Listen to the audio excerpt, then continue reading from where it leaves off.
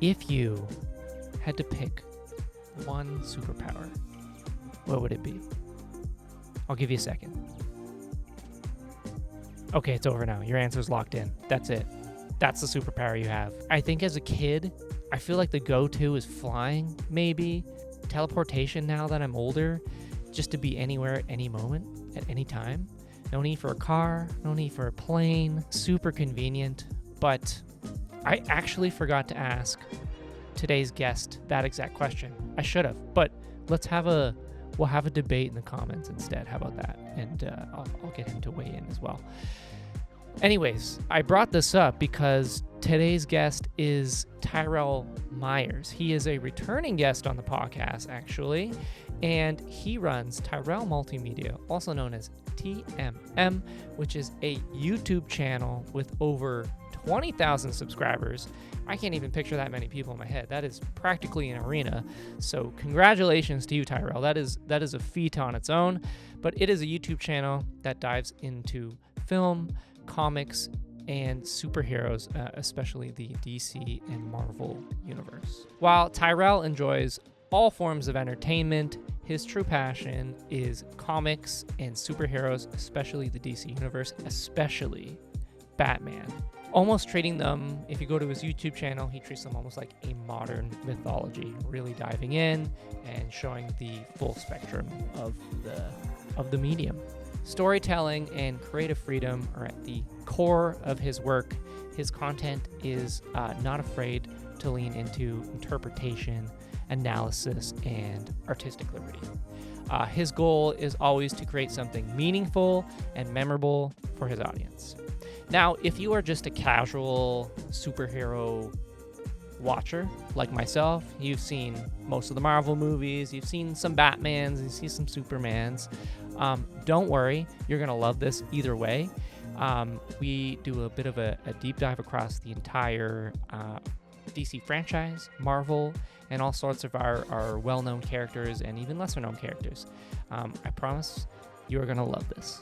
Here is Tyrell Myers. Hey you, you're listening to Just Drew, Just Drew, Just Drew. Rolling. You know what I wish? I bet you it's possible to have a Batman voice filter. Oh, you sure, can Because get I can't. Mine sucks. Yours is very good, obviously, but my Batman voice sucks. But I wish we could do like an AI and the whole. I wonder if that would be annoying, actually. I would love to be able to do like the Kevin Conroy animated Batman one. Which I don't know that one. He's like been the Batman for like almost 20, 30 years. Oh, him. okay, yeah. But I can't get his voice down. Bale I can do. Is but his too like raspy? It's too too dark? It's normal but deep. Like it's Oh. it's very like I'm gonna try, but it's not gonna capture it right. He's more like like tell me where it is. Oh. Yeah, but like it's so natural. Whereas if I tried to do that, I have to force myself. It's like the old trailer narrators doing Batman. Yeah. in a world. Yeah. yeah, exactly. Yeah.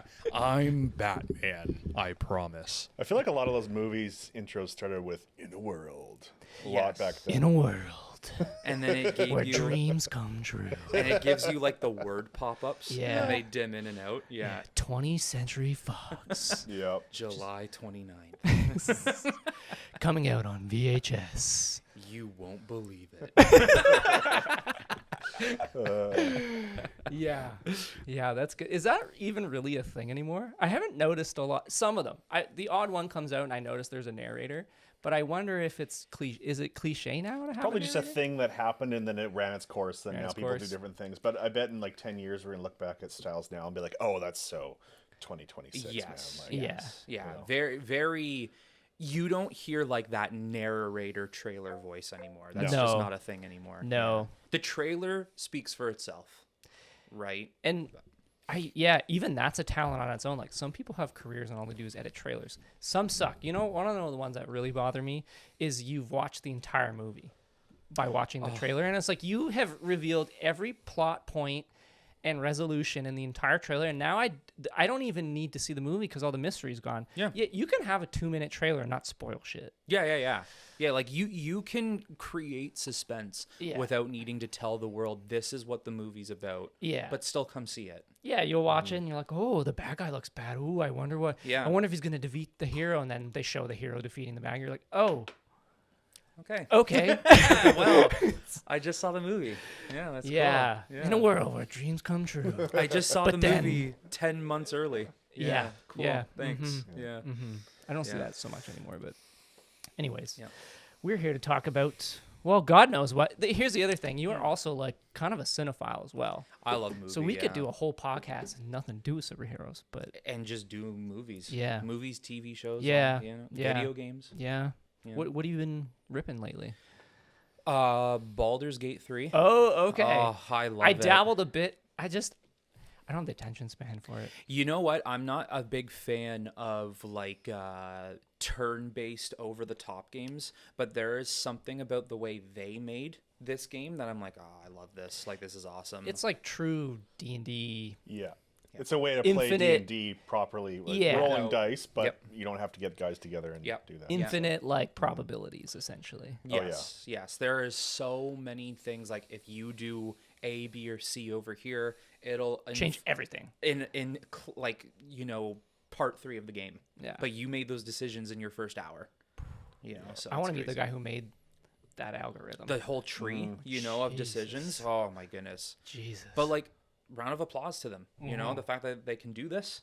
You know, keep Yeah. it, and like it won Game of the Year, so they're That's doing crazy. something right. That's you know, great. I still want to. You know what it is? It's like I live a busy life, but if I'm gonna play video games, I like to do it to hang out with people, right? Like I want to play and hang and talk to you and catch up from the week or something like that.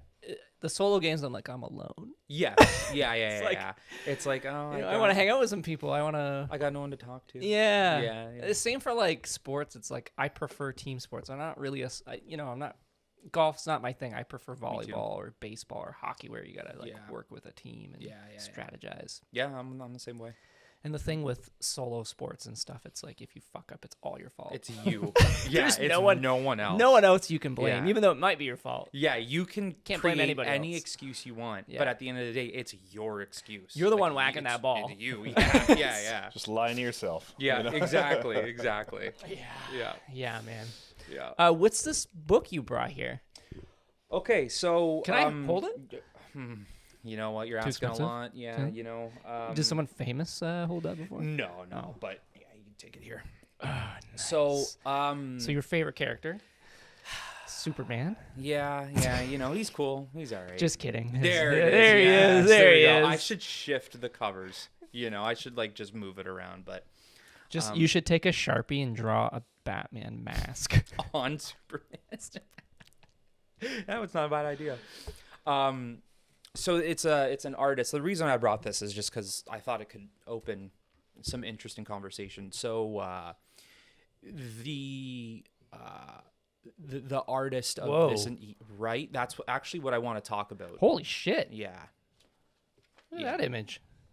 It's Like like in a elementary school and the teacher's showing, okay, class. Look at this. this the is like bunny a jumps over the hill. like a realistic aging Superman. Yeah. So it's fascinating. That's cool. The art is by a man named Alex Ross. So the whole book's one artist. Yeah, so it's all his work of Oh, all the DC. storyboards. Yeah. Wow. So Alex Ross is like a photo ultra realistic, you know, kind of painter. So all of his stuff is paint. This is not pencil or Come on. or marker. Fuck off. Not yeah. that image I was looking at. That's wax. This is wax? That's a wax creation. What? Yeah. Yeah, it's incredible.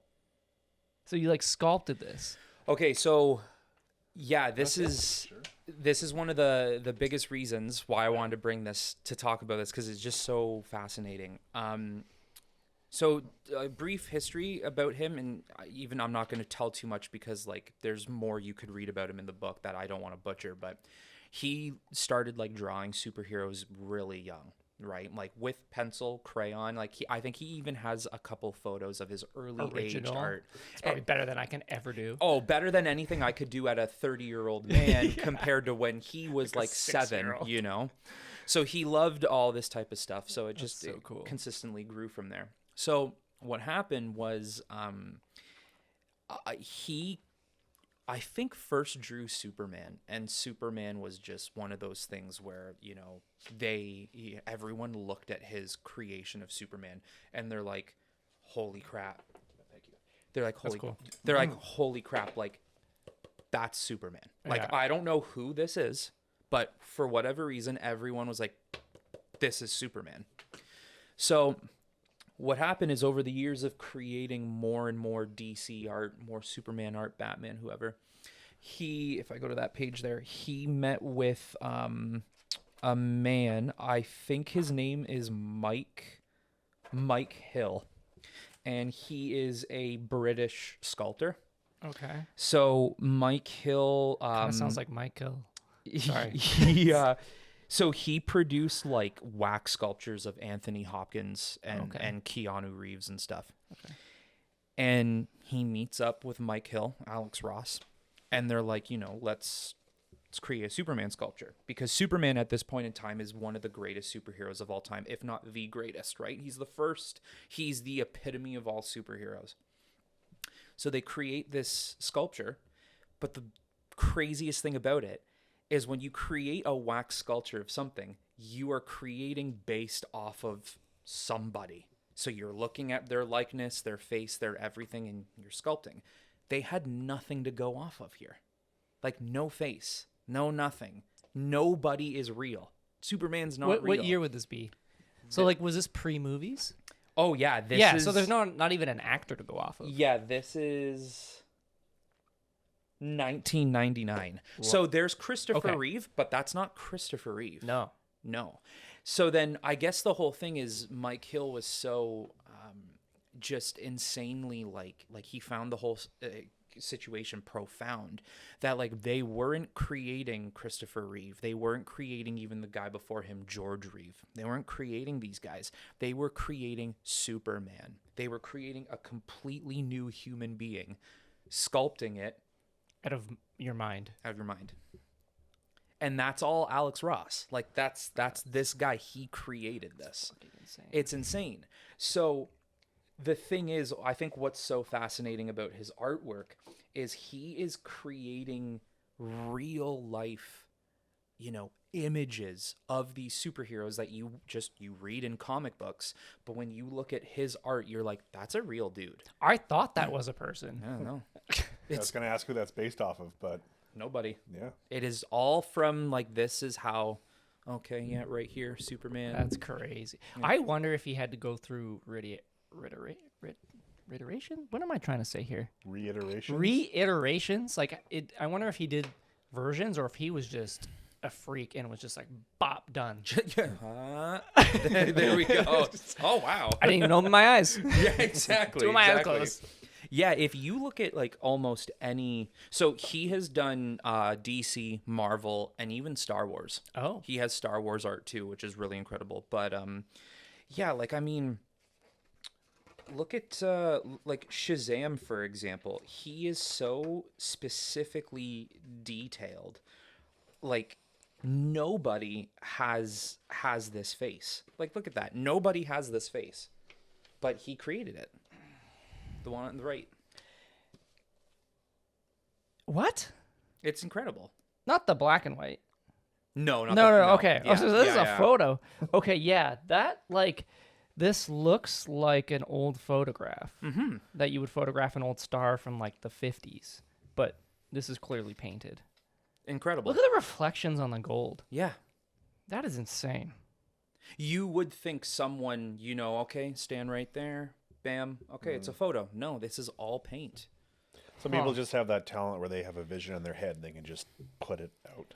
And he's one of them. Yeah, he's crazy. Wow. So Yeah. what's he? Is he still alive? Still kicking? Yeah, still going. Yeah, Wow. every single day on his social media, he'll post some of his artwork that he's worked on before, or Is there maybe a working picture on of now. him anywhere? No, I wasn't sure if there was an image of him. Alex Ross. has produced more than 1,500 pages of comics material in less than 14 years. Yeah. Whoa. Yeah. From Portland, Oregon, 1970. He's done Marvel's Kingdoms, Uncle Sam, Earth, Superman. Wow. Yeah, there There he you is. go. Batman. It's Wikipedia. Okay. Yeah, Okay. that's him. All right. I wasn't sure if this was like a guy from like the 50s, because that's kind of what I wanted to get into was like when did superheroes appear? Was he the first? There's different Superman? ages, right? Was he the They have, like, first? the golden age and the Bronze. Because etc. like he Silver. couldn't even fly back then. He jumped. He jumped, yeah. Yeah. So there's a superhero before him, but no DC, no Marvel affiliation. Like it's just a completely Independent character. thing. Yeah, there is somebody before him. I can't remember the name. But he's the first, like, conglomerate franchise superhero. Okay. So DC came first, 1938. 1 year later, followed up by Batman, 1939. And then I think soon after, like 10 issues into Batman, Robin comes in. And then I think Wonder Woman is in 1940. So 1 year after that. Okay, so the first comics came out in the 30s, Yes. late 30s. Because Yes. I remember, isn't there old cartoons of Superman like fighting Nazis or something? Oh, yeah. There's tons of old. So that that obviously predates, or at least goes back to the war. So Last time I was here, we actually watched. I remember. Yes. Yeah. That was another question for me because obviously you're also go follow Tyrell on YouTube. Buddy has like 20,000 subscribers. Absolute expert. There it is. And what the fuck was I gonna ask you? Oh, obviously you can't take moving clips. You're gonna get flagged. Yeah. That's got to be a pain. Oh, it sucks. It's fine using pictures and stuff, but sometimes like it's so tiresome making pictures entertaining. Like zooming in and zooming out, blurring on blurring. Because if you're talking about the Hulk, it'd be great to just take a clip of the Hulk. You can get away with it to certain extents. Like if you're really good at clipping super fast edits and then mashing all these videos together, you can get away with it. But it's so time consuming and very, very tedious. It's one of those things like I don't. And you want to spice it up. You don't want to just be you the whole time. I guess, right? I think one of the biggest things I can get away with though is I show my face. So I can clip in and out of like pictures. Right. And It's not my just a face. voiceover. It's not exactly. I see. But for people who only do voiceovers, they have to do that stuff. They have to do pictures, quick videos so that they don't get flagged or copyrighted, So It's too bad because I feel like, people like you and your channel is just going to make DC and Marvel more money because you're promoting the material. Don't even get me started on Warner Brothers. Can you at least just let Tyrell use some images? They're incredible. They truly are an incredible corporation, Warner Brothers. I mean, you could be the biggest, kiss ass in the world. I love everything they do. They're amazing. Nothing they do is bad. And yet they'll still flag you if they can. Like they do not care. Oh, you love us? Fuck you. Yeah, give me money. Fuck you, pay me. Yeah, exactly. So yeah, that's just one of the biggest downfalls of like, doing stuff like this. Like big corporations will be like, yeah, you want to talk about us, that's fine. But if you use anything from us, I want your money. Especially now, Disney owns Marvel. Yeah. And potentially, is Netflix going to own Warner Brothers? Yeah, I think so. How do you feel about that? Okay, all right. Yeah, this is a pretty big deal because already I think we can say like people who love movies as a society who loves entertainment and media, we're already going through an issue where the theater is not the same.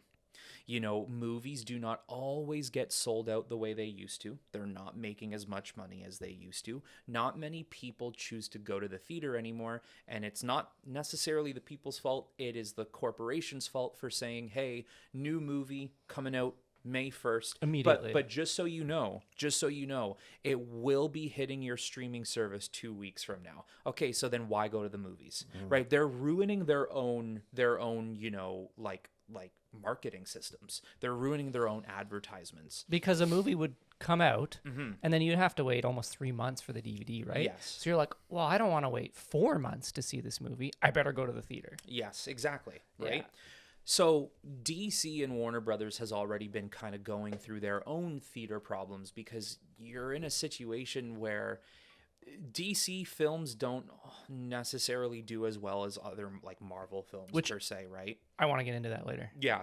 I'm sure we have a lot to say about that one. But yeah, like just objectively, they don't necessarily pull in the same audience that Marvel does. So then the problem becomes, why would I already risk the fact that a DC movie doesn't do good by then telling the audience, hey, 2 weeks from now, it's going to be on Amazon. It's going to be on Crave. Why would I do that, right? I'm setting it up for failure. So my problem with Netflix is this. They are not theater friendly. So they take DC, and keep in mind, it's not just DC. It's DC. It's Harry Potter. It's Lord of the Rings, right? It is all of these massive IPs. And you're basically saying that these worlds that have created themselves through the theater industry, you're now saying, oh, I don't want them in theaters. I only want them on Netflix streaming service, right? For example, could you imagine Man of Steel or, I mean, people say what they want, but Batman versus Superman. Could you imagine watching those movies for the first time not on a theater screen? You're watching it in your home on like. And I've heard people defend it before, but for me, it's like the beauty of a movie theater is you're giving that film its full attention. Yes. You're not going to be on your phone. Hopefully, please don't be on your phone in a movie theater. Yep. Yes, there's minimal distractions. You can hear people with popcorn and stuff, but for the most part, you're giving it your full attention. Yes.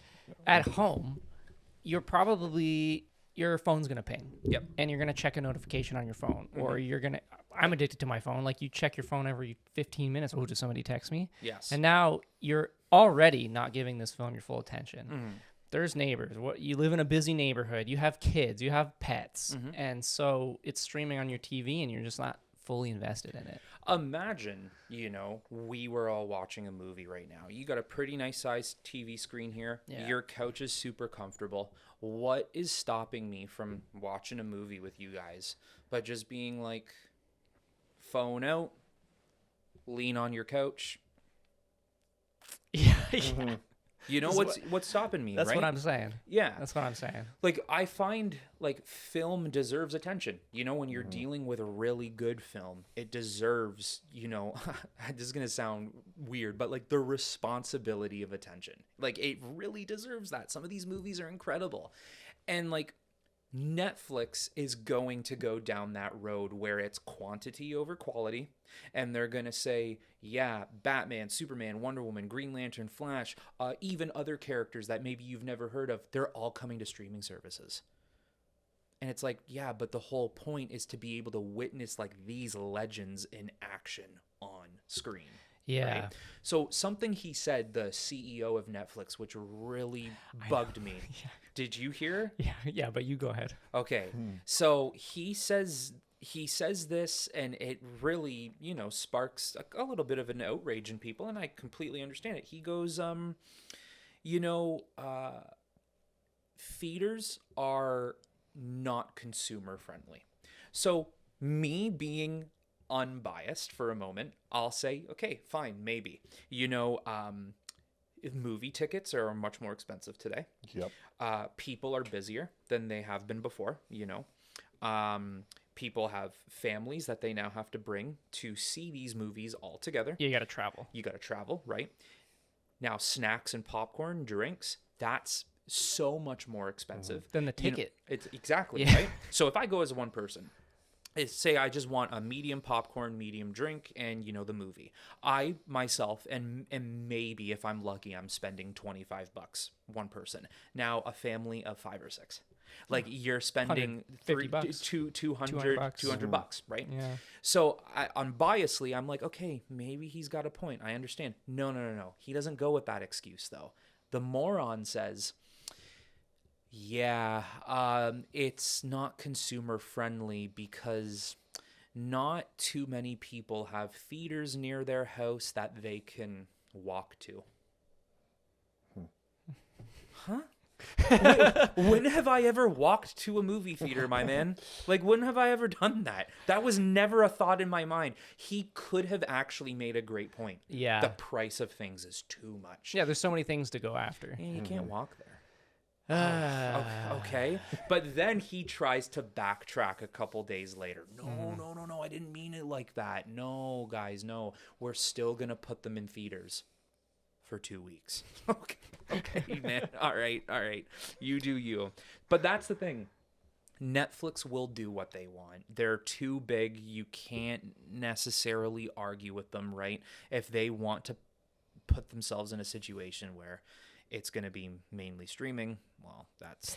And the 2 weeks things, I think, goes back to the Oscars because that's the minimum length that you need to be eligible for an Oscar. I'm pretty sure. And they want Oscars. Let's be real here. So they'll put it in for the minimal amount and then pull it and put it on the streaming platform. Yeah, that's what they want. Because if they go direct to streaming, right, it's not eligible for awards. No. I think. No, they would. Which is good because these award ceremonies, whatever, groups are obviously trying to keep theater alive, and so are individual directors like Nolan and yes, yeah. Those guys, Tarantino. And you know what? Maybe I'm sure they do. I'm not sure, but like have streaming awards.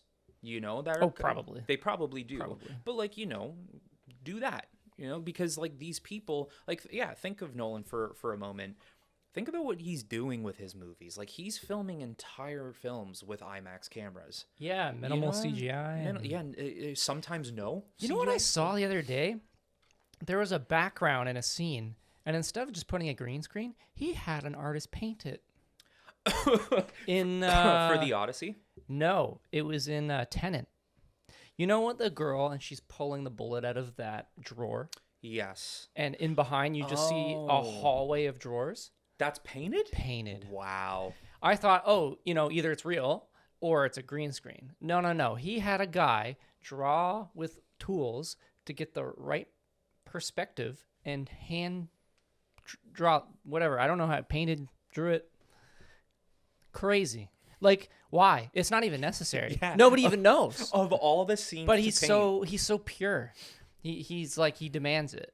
That's incredible. Crazy. That's incredible. And now this guy got paid money to like paint this thing in a movie, which is great. He was probably like why paint a hallway? Are you sure?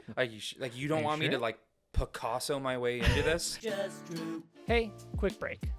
This space right here could be your business. Every week, the Just True podcast reaches people here in Norfolk County and beyond, a loyal audience of creators, thinkers, and doers. Maybe it's a product or your brand in general, or even an event that you can advertise right here in the middle of the show. Let's get your message out to a community that actually listens. Plus, you're not only advertising, but you're sponsoring the podcast, which I love doing, and I hope you also like listening to. Just send me a message today on social media, and we can set that up. Now, back to the podcast. You could probably... Do you want to try and find that? Sure. I put Tenet... I don't even know. Tenet... Painted hallway? Painted hallway? Background? Oh, Lord. I saw it. It was an Instagram reel. It must have been from the behind the scenes. The movie, Tenet the movie.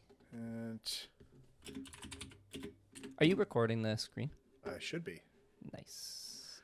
Maybe not images. Go to all. Yes. Oh, you click that. You literally, yeah. I try to save these things, but Just painted a fake. Go to the hallway. top and hit audio. Oh, there it is. Yeah.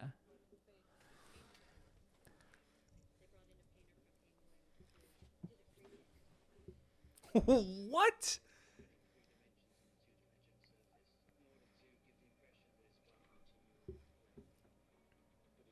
Painting.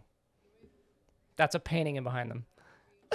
Yeah, maybe like That ladder. there. Yeah, it probably ends right there. Painting. Yeah. Hand drawn. Oh my goodness. But you only notice if you're looking for it. Yes, you can see kind of the wall boundary right by the ladder. Yeah. Yeah. Yeah, right above Yeah. there. That is incredible. Isn't that fucked? Like, why? It's not necessary. He was probably so convinced this is how I picture this scene. I need this hallway. And he could not find a set piece for it. And he's like, all right, I got to bring in a painter. Yeah. And That's incredible. And he can. And he can. That's the beauty of Yep. Christopher Nolan. You know what? He is... Well, and obviously, just to give some people some context, because it's been a while since you've been on, your favorite character is Batman. Yes. And Christopher Nolan. Dark Knight trilogy. I would say his claim to fame was the Dark Knight trilogy. He had some bangers, obviously, but the Dark Knight trilogy is what made him like a family name, like a people. Yes. You know, everyone knows who he is. Yeah, I think the Dark Knight trilogy, you know, put him out there like, okay, he is a phenomenal director. Yeah. But then to continue on from that, like Inception really showed the world like he's got a mind no one else does. And then Interstellar. Does he miss? I don't think so. Tenet wasn't my favorite. Yeah. But it was still really good. You know, I was going to say about Tenet, I think the movie gets a bit of a bad rap in some ways, but overall, and don't get me wrong, it is the hardest movie to understand that he has created. You know, like even Interstellar is more understandable than Tenet. The whole black hole scene is more understandable than what he was trying to do with Tenet. But I do think the movie it's a Nolan film, man. It's good. I have a response, and it's his response in an interview. I don't know if you heard this. Okay.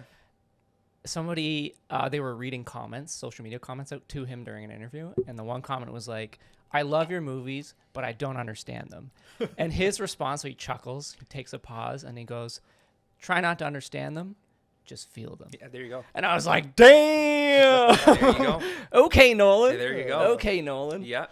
And then my other famous director quote was Villeneuve, and they're like, he's so great. like who did you make this movie for? He's like, I made this movie. I can't do the French accent.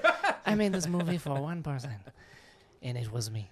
That's it. And I was like, that's how they should do it. That's how they should do it, man. It's fine if you're trying to make something for somebody else, like it's not gonna be as good. Because what that somebody else wants is what they want. Yeah, you're trying to please them, and you're not in their mind. Yep. So I think there's obviously a fine line you can kind of traverse. You make it for yourself, but you also want others to be fond of what you make. But at the end of the day, it is so much more important to make what you want to make. Well, they might be fond of it because of the way you make it. There you go. You know? Right? Yeah. And it shouldn't necessarily be like, yeah, I want to make this, but you know, how do you want it to be made? Can you tell me what exactly you want? Because now you're just losing the whole purpose of what you're making this thing for. yeah. You know? So And then the battle is like, obviously, at that point in their careers, they can pretty much do anything. But I bet you in their early careers, it's like you have a vision now, but now you're fighting executive producers who don't think that this decision is going to make as much money as this decision. Yep. And you're just battling. And I think that's like one of the biggest problems that you feature from these massive IP studios, right? When you're making film, like original idea film, you can get away with that type of stuff. But when you're making movies that are like DC, Marvel, Star Wars, see, even a little bit of Lord of the Rings now, Game of Thrones, Harry Potter, it is more about those producer decisions. Even if they're batshit crazy and stupid, it is still about how they kind of want it made as well. Because it's an established universe. Yes. And they want to make sure that It it's stays. consistent Yep. and consistently brings in the money. Yes. Yeah. Even if sometimes their decisions don't bring in that money, they got producers for a reason. You know? I've seen it firsthand, man. Like even just working on commercials in Toronto, you know, when there's a big brand involved, they always hire an ad agency because these brands have internal marketing teams, but they're not film set people or it's not their medium. And so they hire these ad agencies. And so now all this pressure to deliver is on this specific ad agency, and they will send 10 creatives to come stare at a monitor on set. And then you have the one director who's trying to like make his vision, but at the same time, you're there to sell something. And so like I always remember, you know, I shadowed a bunch of different directors, and I asked one of them told me, they're like, the faster you move on set, the better, because it gives the creative team less time to look at the monitor. And the longer they look at that monitor, they're like, we should change this. We should move that. You know, I'm not sure if I like this, but if you can move, they don't have time to analyze it. Yeah. So corporate. And I just like, that's just a commercial. Yeah. You know, maybe a crew of 40 people, 50 people. These have billions of dollars and hundreds of people, thousands of people. There's hundreds of people just on the CGI department. Like, could you imagine? And you now imagine too, like these massive films, why their budget is so high. The assistant has bloated. an assistant of an assistant. Yeah. You know, like the assistant is grabbing lunch for the assistant who has to give that lunch to the next assistant for the director. It's like, what are we doing, guys? So then it's like, you know, this movie was. It's the highest budgeted movie of all time. It was a $325 million budget. Yeah, I wonder why. I wonder how many lunches were being made for the 15 assistants to the one director. Yeah. You know, it's ridiculous what we go through today. And then they wonder why they're not getting a return in their money. Yeah. They wonder why a $300 million film set is only incurring $250 million worldwide in the box office. Yeah. So, and then also, like, once, let's say, you know, you're in the early Marvel stage and you're not really a known actor, and then boom, this movie's massive, the Avengers, and then now maybe that first initial movie you're getting paid $500,000, and now you can demand $10 million. And now every person in that movie wants $10 million. And now you're at $100 million just in acting fees. Yep. Look at Robert Downey Jr. Yes. Yeah, man. I don't know if you can look it up. What did he make for Iron Man 1 in comparison I bet to you, then? I want to say it's around $1 million or less. He was a known actor. 500,000 for one. How much? 500,000. Okay, And so then, there you go, and, $500,000. And then what did he make for like Infinity War or Endgame or something? Put Avengers, Endgame. How much did he make? Avengers. 75 million. It's a pretty penny. What's the math on that? What's the percentage? In- what's the? I guess we just deduct 500,000. Included a $20 million upfront salary combined with approximately $55 million in back-end bonuses. Here's the thing. They know this movie's going to make billions. Yes. He knows this movie's going to make billions. And you can't do it without him. Nope. So that's why he's coming back too, because they knew they couldn't continue without him. So I wonder what they started at. Okay, we'll give you 20, 30? 20 million, 30 million? Like, at what point... Like, how far can an actor take it? At what point you're like, okay, no, we're not making this? Because think about it. If he's making 75 here, what does that say? Has earned 200 million total from his appearance prior. So he already made 200 million off prior the one to character. this. I thought one character. So yeah, at this point, what could is have he worth? what could have stopped him from saying no? 100 million. 100 million, 150 million. What could have stopped him? I want 50% of sales. I want 75% of the box office income. How much is he worth? Net worth of 300 million. My Fuck. goodness, man.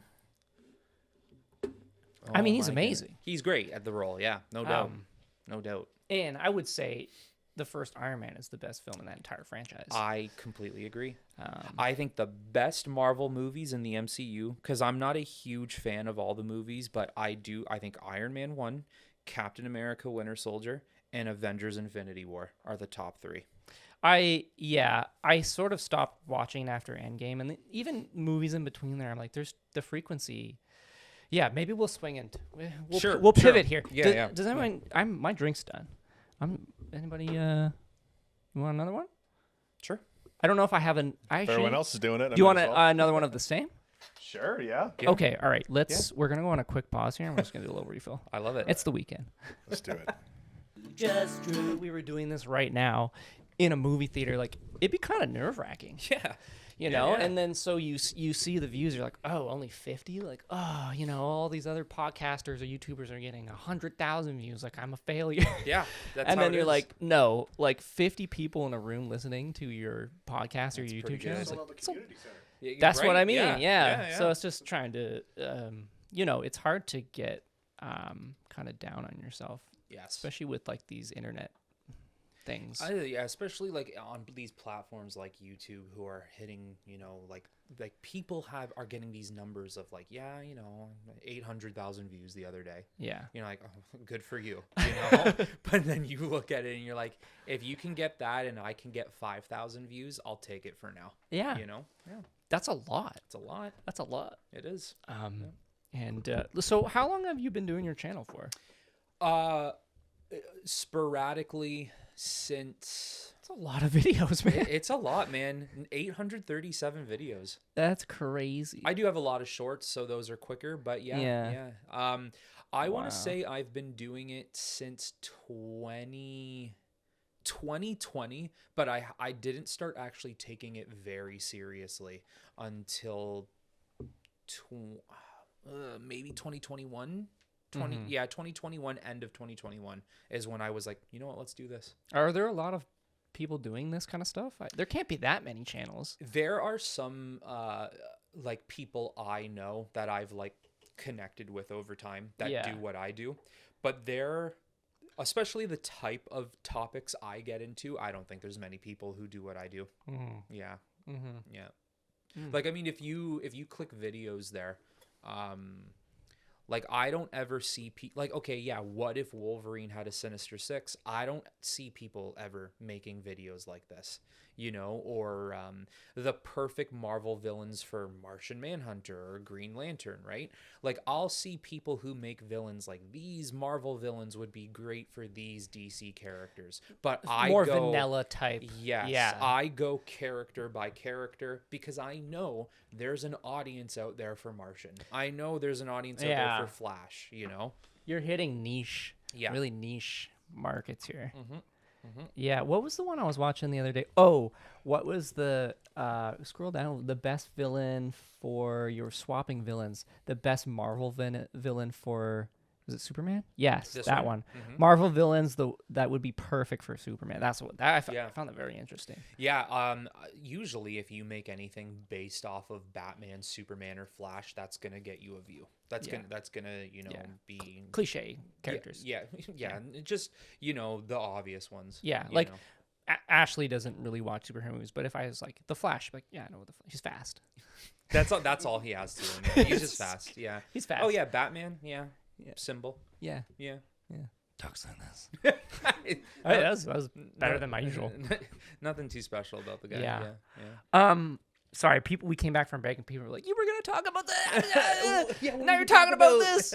I wanted to pivot into, what were we talking about? Was it time to pivot into the sort of the DC Marvel? There's a couple things. So we touched on the history of stuff. Mm-hmm.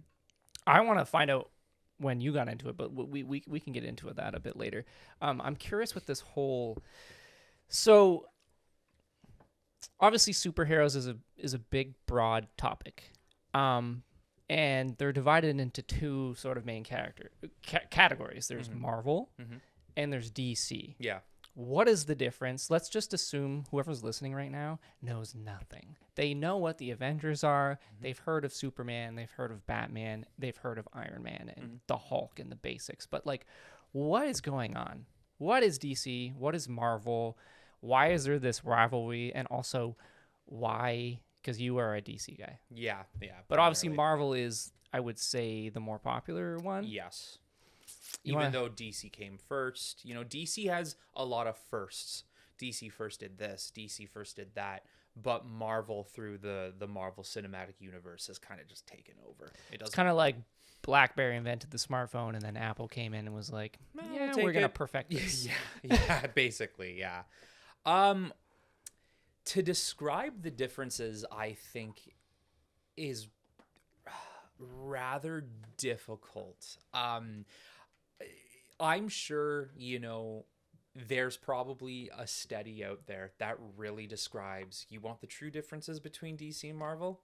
This is what it is. Well, just for people, like, DC has their own characters. Yeah. Who falls under DC? All right, so like DC, you have the Trinity, so Batman, Superman, Wonder Woman, the Justice League, you know, Flash, Green Lantern, Martian Manhunter, Green Arrow, Black Canary, like all those big name DC characters. Well, they are DC. The easiest way I kind of, you know, if I ever run into someone who's like, what's the difference? Like, what's DC? What's Marvel? I usually go DC is Justice League. Marvel is Avengers. Yeah.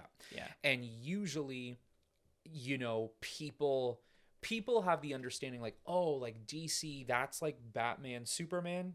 Yes. Marvel, Spider-Man, X-Men. Yes. You know, so like there's a fair understanding.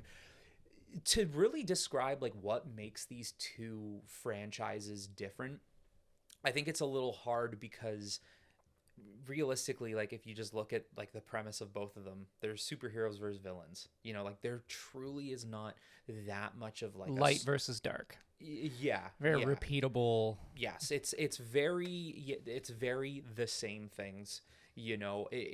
It's like in a way, this is probably a bad example, but like I'll just say it just for the sake of it. It's like, for example, what's the difference between Lord of the Rings and Game of Thrones? Obviously, there's tons of differences, but just looking at it from a simplistic perspective, they're both medieval worlds. They have magic, dragons, swords, right? knights. Yes, right. So that's kind of what it is. That's how I look at Marvel and DC. I think where the difference really comes in is how you feel about it. What is it about Marvel that sticks to you more? DC sticks to you more? Or what is it about both that you like equally? You know? I had an old roommate, and he had like an encyclopedic knowledge of comic books and superheroes and all that stuff. And I think I asked him that once, and what he said, maybe I'm butchering this, but he said DC was gods above us and Marvel was gods among us. Yes, that's a pretty good way of saying it. I think what has now happened in the modern day, though, is there are times where DC tries to go that Marvel route where it is now gods among us, but then Marvel tries to go the DC route where it is gods above us, right? Because I think like after how many years have these companies been around for? We're talking like 60, 80 years, right? It gets stale. You got to change things here and there. So DC being about how like the Justice League, right? Let's put it this way. The Justice League are gods. Okay. Superman in his own right, Wonder Woman, Martian Manhunter, Green Lantern, so on. Superman is the closest to a god. To a god. Flies, superhuman, laser vision. Yes. And even Wonder Woman, she's a demigod. You know, like she literally is a Greek demigod. Exactly. Yeah. She is like a half. She's a daughter of well, it depends on what is it, or? It depends on what continuity you go with, but like you know, she's connected to Zeus. Let's just put it like that, right? Even Batman is a god, right? Like he is a human who is capable of doing things that no human should be capable of. He can rival some of these other gods on the Justice League. He has beaten Superman. He's now, is it with wit? Because he's not. Is he superhuman? He might as well be. Like the things he has done is because like insane. Even let's just go off pure strength. Yeah, he's much stronger than a human. His daily regimen of exercise is to bench press the Batmobile, which a human shouldn't be able to do. No, not at all. So but like he's out here like, yeah, 1, 2, 3, 4. Okay, that's good. Yeah. Now I'm going to go punch random criminals in the face and basically kill them. You know, he is insane. Well, and that's the thing with Batman. Does he kill them? No. Up until the most recently, perhaps. Yeah. Did he not shoot somebody with a shotgun in the new movie? Or am I remembering wrong? With the Pattinson one? Mm-hmm. Did he not shoot somebody with a gun? I can't remember unless he like grabbed the shotgun and the guy shot and then bam. Maybe. He did it. Oh, not he me. Did it. It wasn't Oops. Me. I mean, Michael Keaton has killed. Really? He killed. But that's kind of a thing with that character is he doesn't kill. No. For the at least on screen. Yes. For the most part. I mean, Affleck did. Affleck did not care. Oh yes. You know, he does not. That Batman didn't Dark care. Batman. That Batman's seen some shit. Until Superman came around and brought the best out of him, and then Batman was like, yeah, you know what, killing was wrong, I shouldn't have done that. Which that's something you notice in DC, the community quite a lot. And I'm sure, like, if DC fans are gonna see me say this, they're gonna come for my head, but I'm just, whatever. It's one of those things where I think a lot of the community is so protective of these fictional characters. Again, fictional. You can do what you want with them. I understand the base level Batman, who he was created to be. He didn't kill. Actually, that's not even true. He did kill in his first couple appearances. But who Batman came to be does not kill, right? That's not the premise of the character. But again, we've been doing comic books for over, 80 years now. There's so many stories that have been told. The more you tell them the same over and over, you get bored. And comic books love the multiverse, right? So why can't I make a multiversal Batman that is like, nah, I want to kill? Like there's nothing stopping me or anyone else from doing that, And I just think we get way too protective of these characters to the point where if you just try something new, even slightly, and it's just like, Batman killed? Oh, blasphemy. Oh, this is ridiculous. This isn't canon. This is, like, come on, we know that. We know, but guess what? It's canon to the world you're telling it in. Mm-hmm. That's what's important, right? Mm-hmm. So you can even look this up. So there's a new comic book series. How it works is it's DC. Okay, it's DC Comics, but it's called the Absolute Universe. There you go. Yeah. So go to images. Okay, yeah. So like that's Batman, Superman, and one. Look at the size of Batman. Look at him. Damn, son. Look at him. It's a lot of Batmobiles. He's been trending. So wow. He's 6'6".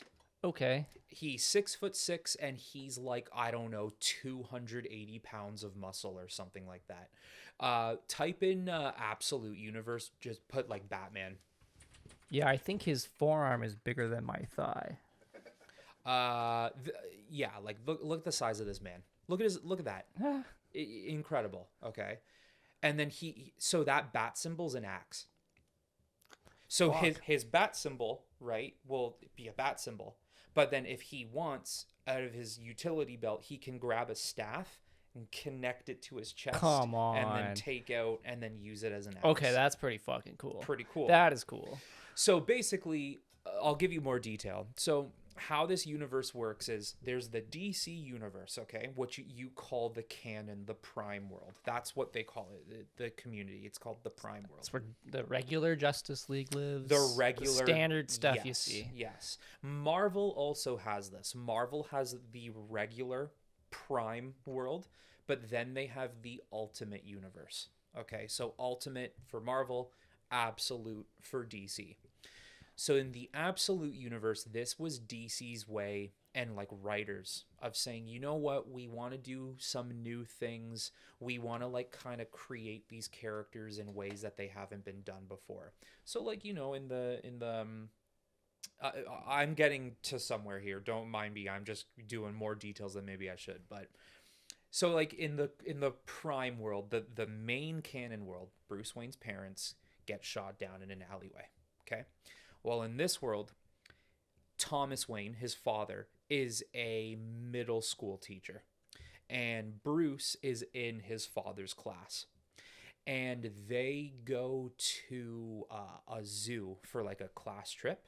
And at the zoo, if I'm not mistaken, there's a gunman that comes in and attacks the zoo for some reason. And it ends up killing his father. So in the Absolute Universe, Batman, Bruce Wayne, still has Martha. His mother is still alive. And they have a very close, connection. But Bruce is not rich. He's not a billionaire. He does not necessarily have money. He actually works as a construction worker. And working as a construction worker, he's used his resources and time to create mini bat caves in these construction zones, right? So he's much more Batman is always hands-on and he's self-reliant, but this is the most self-reliant Batman you can kind of think of, right? Because he doesn't have money to back him. Yeah. Right? He doesn't have Wayne Industries. Anyways, so they tried new things. They started off with Batman, Superman, and Wonder Woman, and they're all really great stories. They're all really cool. So to kind of like tie back to this whole thing that, like, you know, Batman doesn't kill and stuff, this Batman's brutal. So there's actually a comic panel you can see right there. It's the third row. It says Comic Book Herald. Yeah, that picture right there. Okay, so I just picture him crushing heads between his bicep. Or yeah, you know, just put a guy's head here and just flex. Or what's the watermelon thing? You know, yeah, crazy. So Batman is up against a couple of criminals here. Okay. And it's a gang that's kind of going wild on Gotham right now, so he has to stop them. So as you can kind of see the hand there, he brings out this mini, you know, butcher axe, right? The thug. You can see the shining of the axe right there. I think it might be a mistake. Pretty big mistake, because what does Batman do? Shunk, right? Bop, bam. He's got his massive bat axe. Yeah. This guy chops off his hand. Batman doesn't do stuff like this, okay? He just usually does not do stuff. He doesn't dismember people. Well, he's like, I know I can knock you unconscious without you hurting me with that knife, but you know what? I think I'm just going to cut the hand off. Why not? Crazy, right? Easier. So Batman doesn't do stuff like that. Like, that's just usually... Batman is a dark, gritty, violent person. But Batman won't usually resort to, like, yeah, I'm going to chop your leg off if I have to. He's definitely a punching guy, not a cutting guy, I would say. Breaking guy, you know, break a bone, you know. Yeah, break, punch. He doesn't cut off hands. Well, he does it here. You don't see it, but he cuts off the guy's hand, and then the next panel, you see, like, the blood spurt, and then the hand just go flying, right? And the guy's like, oh my God, my hand. So already, it's different. Batman is just different, right? They're trying something new. This was probably the funniest thing to me. It's just so, and I find it very funny how, like, a lot of, like, because not all comic book fans are like this, but comic book fans that can't deal with something new or a change in a character. So you see his horns, his bat horns, right? So they're super long, okay? They're like if this is my head, like, they can go up here. Like, they're daggers on his head, okay? But he can move them. So he can, like, shift them, okay? So the first villain he fights in this universe is Black Mask. And Black Mask's look, he's got, like, the skull teeth, and he's got, like, a big, like, kind of, like, orbed helmet, right? Yeah, I think he's going to show it here. Okay, yeah. Look at that. Click on the YouTube one. Right first row. Yeah. He stabs him in the head with his bat horns.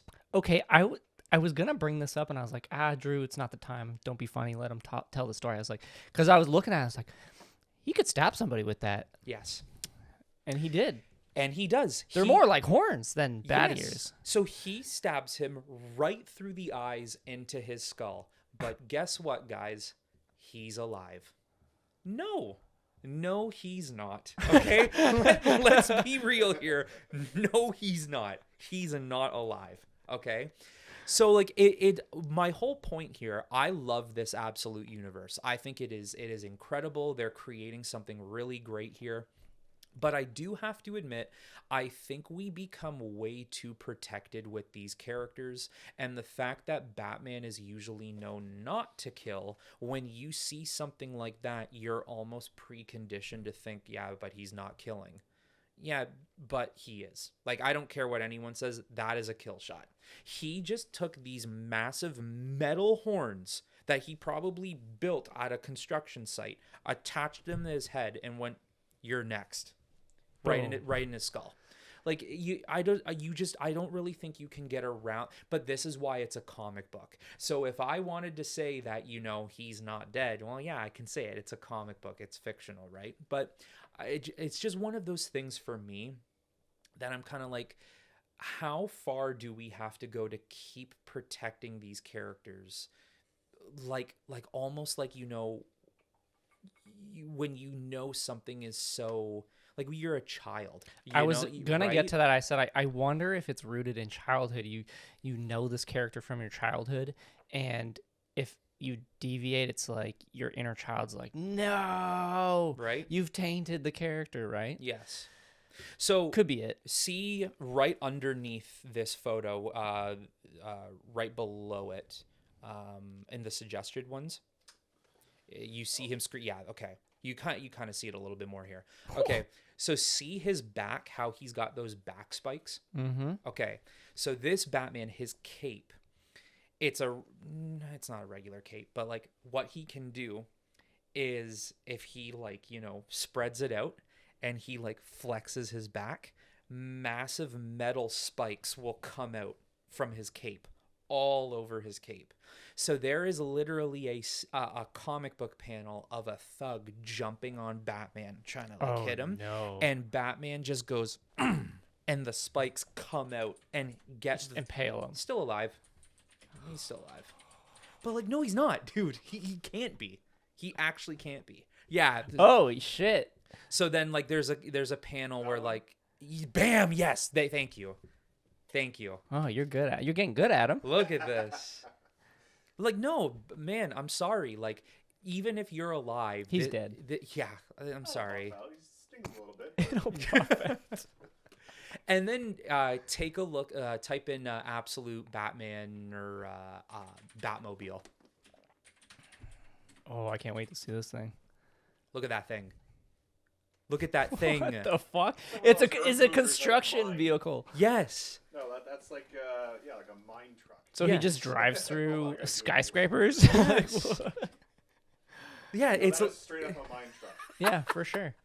Look, no, that's what that is. With a ram bat Yeah. cage on the front. Yeah. yep. Wow. When did this comic come out? During the summer of last year. Oh, so this is new. And obviously a lot of backlash. No, people like it? People love it, and admittedly so. It's amazing. This is just a really, really cool, kind of change. The comics is sort of like the essence of the universe and the character, right? And then it kind of spreads out from there. Yeah. But comics are the root.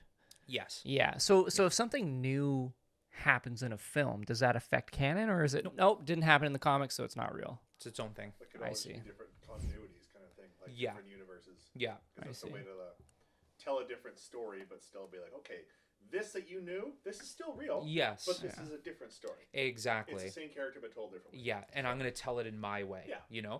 Okay, I'll give you an example of kind of something that has happened in the visual media that has made its way over to literature, right? So in the Batman animated series from the 90s, Bruce Timm, the creator of the show, he created Harley Quinn. Harley Quinn was never a character, ever. And makes her for the show Joker's sidekick, and everyone's like, oh man, Harley Quinn's kind of cool. This is a really great character. Well, she popped so much and everybody loved her so much that they said, you know what? Put her in the comic books. And then Harley Quinn became a canon member of the DC universe. Oh. Because originally Harley Quinn was only supposed to be there for one episode. And then people just loved her. Well, that's kind of the thing. Now you have this iconic character because they decided to go Yes. outside of what's already known. Exactly. And if you don't give these people the opportunity to do that, you'll never know. You'll never know if you're allowed to do new things. And I think that's probably one of my biggest, pet peeve about the comic community is that it's never allowed to try new things with characters, try new stories. again, try new things. You never know. Even if it ends up being a horrible thing, well, then you know not to do it again, right? But we just It's a good mindset. yeah, we just get a lot of people get too locked down and no, Batman can't kill. Absolutely not. But it's like Batman is one of those characters that he has gotten so close to killing before. Is it not fascinating to tell a story? What if? Like, what if he did? How would that change the man? How would he go back? Yeah, unbiasedly, I would prefer my Batman not to kill, but it's such a fascinating story to see a man who has trained his whole life to go so far to a point. What if he couldn't hold it in anymore? I think that's important. One of my favorite series is the animated Marvel's What Ifs. Oh, they're on great. Disney. Yeah, Have you cool. watched it? Yeah. Fantastic. They're cool. Like, and I think whoever made that, it's very freeing because, like, where do you go? You can go anywhere. Yeah. It's what if? Yep. Yeah. What if this? What if that? It's the multiverse. It's I like the concept of it, but I think that's sort of where I stopped watching, where it's like, well, nothing matters now. After The Last Avengers is amazing, but it's like, well, if this villain kills Superman, well, like, it's in, let's just say in the DC, it's like, well, it's fine. You just go in another universe and he's there, and it's like nothing really, like, the stakes aren't there anymore. Let me reverse time. This is, yeah. Yep. So he was never dead. Yeah. He was resting. Yeah. That's So how it works. I get it. Like, obviously they're trying to build conflict and tension, and they want you to be on the edge of your seat. But at the end of the day, it's fucking Superman. Yeah, you're never gonna kill the main, the pillars of DC. No, And does that make it less exciting? I don't know. Like, I still go to see, not as much anymore, but a superhero movie. If it's there, yeah. No, I agree. I think, how long can, like, because realistically, like, Bruce Wayne has been Batman since the 30s. That's right? crazy, man. Like, Right? It's literally evolved with Hollywood culture. Yes. Since Hollywood was, I know, a bit before that, but, like, that's crazy. So they've done crazy to they've done things where, who they've dabbled in the conversation who would be Batman next. Yeah. And it comes down to Dick Grayson, Nightwing. Like, he would probably be the next Batman. But, like, you think about it, there's Dick Grayson, and there's Jason Todd, who turns into Red Hood. There's Tim Drake, right? If you want to throw her in the conversation too, Batgirl, Barbara Gordon. There's his biological son, Damian Wayne. Who's the next Batman? Who would take up after Bruce Wayne?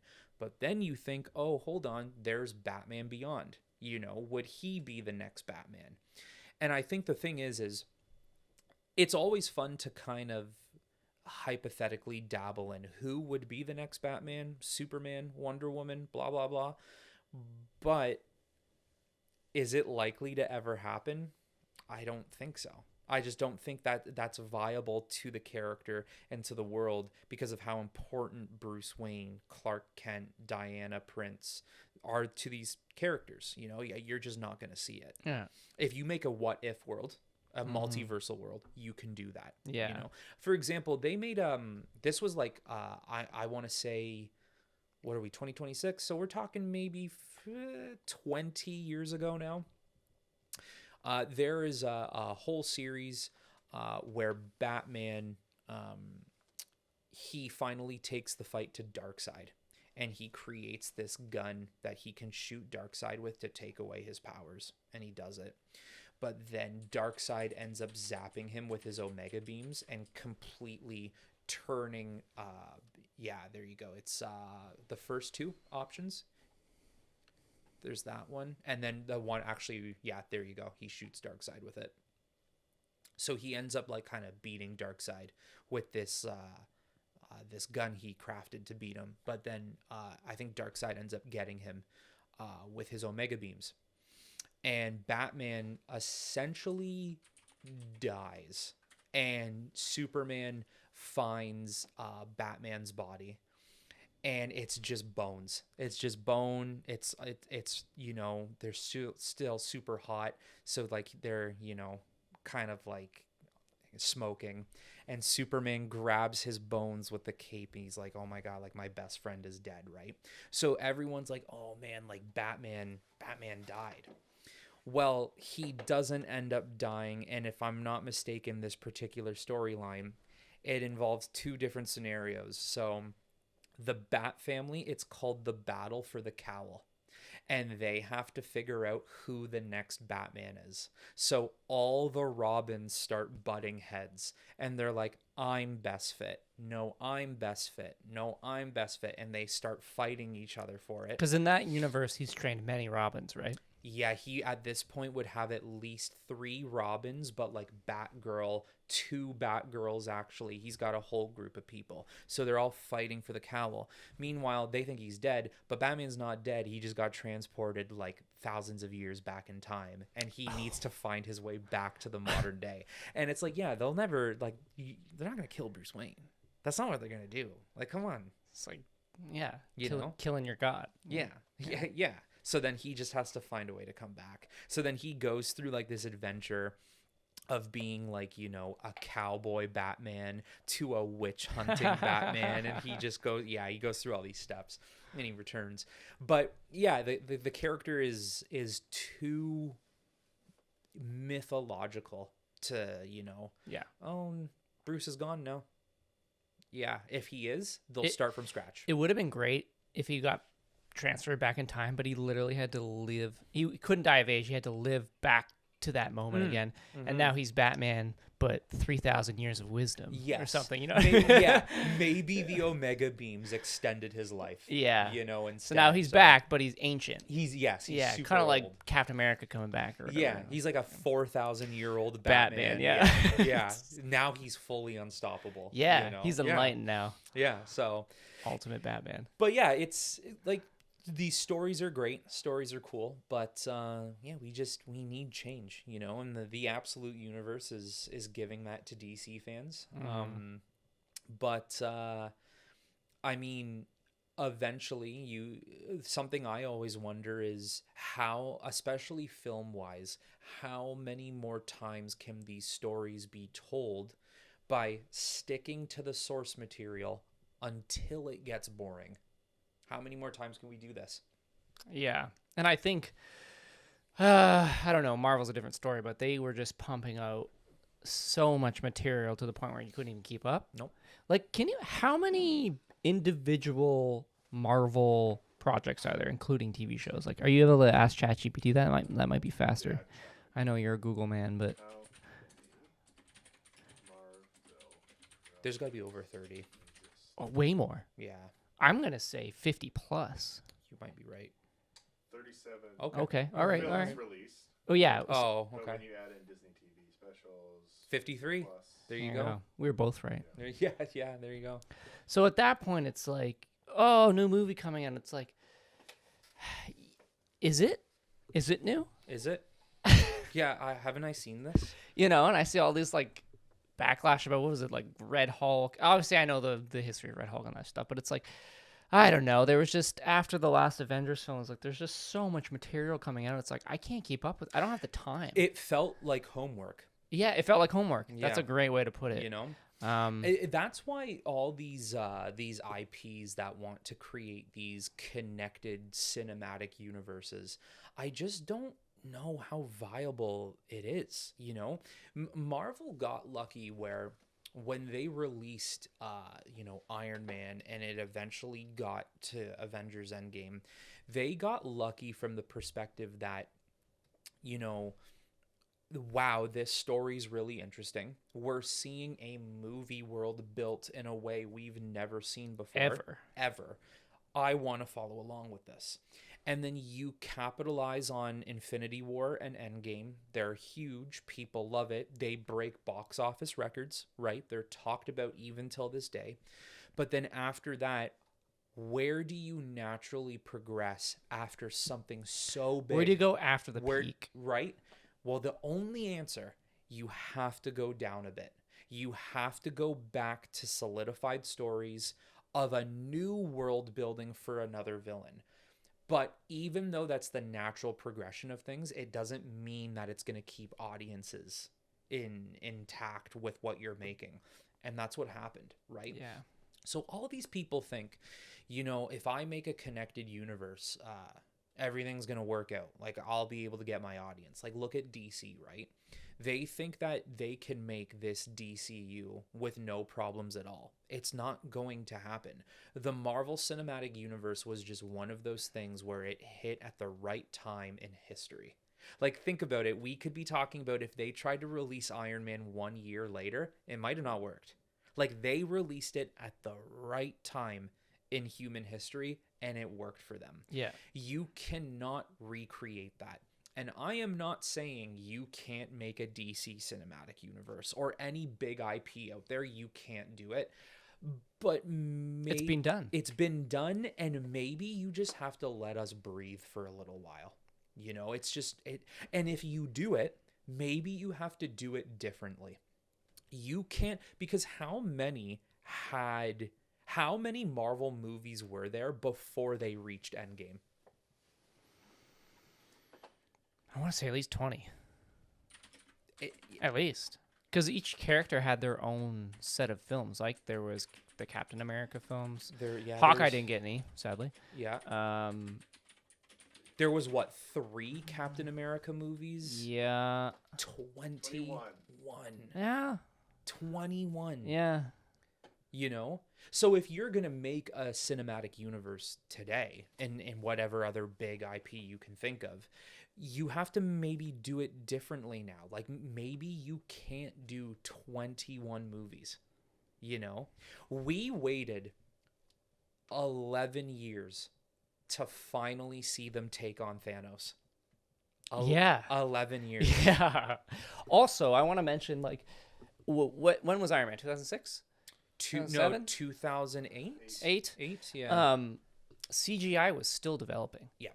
And it looked so incredible, by the way. They sort of, like, evolved together, the franchise and the capabilities of actually pulling the abilities of these characters off in a realistic way. Yep. So there's that as well. And isn't it funny how, like, CGI work in the Marvel Cinematic Universe has now decreased, though? Like, it doesn't look anywhere near as good as the first Iron Man. I even like the new Hulk with Mark Ruffalo, and they're comparing it to the previous Hulk from, like, 2004. Edward Norton. Yes. Or and Eric Bana. The computer graphics in that look way better, like way more realistic. And I'm like, this is 10 years older, 15 years older. Yeah. Like, why does this look better? It's incredible. Yeah. I don't know. Just processes, I guess. Money as well. Money is It usually goes time. to money and time. Yep. Because they're like, oh yeah, 9-month production. You get the film done in 5 months. Then we'll, start doing the special effects work on the 6th month. Oh, but I want it done in the 7th month. It's like, yeah, well, it's not going to happen. Like, if you want a good product, that's not going to happen. And the other thing with this is, like, I don't know if I know video games are very much like this, but they'll hire a massive team, movie's done, bye. Yes. Yes. So you don't have these, like, people staying on board and working on the next one who can transfer those skills or whatever. Yep. It's just like, hired by contract or whatever. And that is that it's a lot of contract work. Yeah. They don't have many of their own people, like, in-house in studio working on these films. I can't remember what Marvel movie it was. It might have been, I never saw it, but it might have been Ant-Man 3. Hey, quick break. It would mean the absolute world to me if you pause this episode right now, went to Spotify, and hit the follow button. Or better yet, you can leave a review or even a 5-star rating if you're feeling good today. And if you're not already, you can follow the podcast on Instagram or subscribe to the YouTube channel, or even if you just want to share an episode with a friend who you think would love it. I would really appreciate it. Any little bit helps the podcast grow and keeps great conversations like these coming your way. And who knows, you might even be on the podcast next. Now, back to the episode. Quantum something? I can't remember. I did watch it. Oh, you did? Yeah. Okay. So, it might have been that movie. I could be wrong. But there's a whole story that came out about how Marvel movies are no longer done by their own in-house special effects people. They actually have to go out and hire like third-party teams to do it for them. And it's like, not saying that's a bad thing, but when you consider that Marvel is a household name now, and you've made billions of dollars throughout your tenure on these movies, you can't get in-house guys. Like, you have to go outsource. You'd think just with Something so sheer wealth you could do it. You have to outsource one of the most important jobs of a superhero movie? Like, what?